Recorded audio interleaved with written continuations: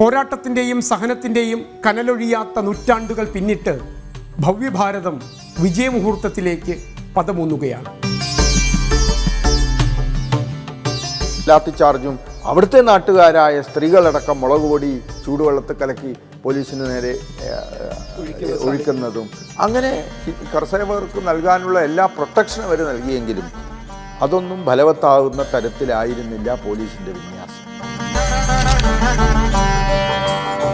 അപ്പോൾ കർഷകരായിട്ടുള്ളവരെ രാമകാര്യത്തിന് വന്നിട്ടുള്ള ആ ഒരു രാമഭടന്മാരാണ് എന്ന് കാണാനുള്ള ഒരു ഉൾക്കാഴ്ച, സ്നേഹവായ്പ അത് അവിടെയുള്ള സമ്പൂർണ്ണ ജനങ്ങളും കാണിച്ചു.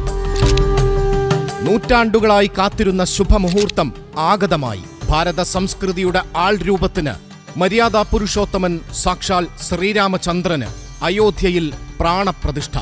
സംഘത്തിന്റെ പ്രവർത്തകർ മാത്രമായിരുന്നില്ല എന്നുള്ളത് തന്നെയാണ് ഉദാഹരണം. എല്ലാ ടൈപ്പ് ആൾക്കാരും ഉണ്ട്. അത് ഒരു 11-11:30 ആയപ്പോഴേക്കും ആദ്യത്തെ ഡൂം തകർന്നു വീണു. ഭൂമെന്ന് പറഞ്ഞിട്ട് ഉഗ്രമായ പൊടിപടൽ അങ്ങനെ മുകളിലോട്ട് അങ്ങനെ ഉയർന്നു. പിന്നീടുള്ള സമയം താൽക്കാലിക ക്ഷേത്രത്തിൻ്റെ നിർമ്മാണം 1:30 മണി ആയപ്പോഴേക്കും താൽക്കാലിക ക്ഷേത്രത്തിൻ്റെ പണി പൂർത്തിയായി. മുകളില്ല.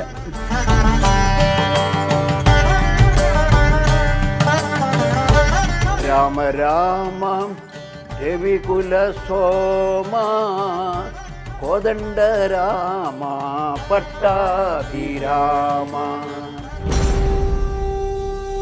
കനൽ വഴികളിലൂടെ അയോധ്യയിലേക്ക് ജനുവരി 12 മുതൽ 22 വരെ രാവിലെയും വൈകുന്നേരവും 7 മണിക്ക് ജനം ടിവിയിൽ.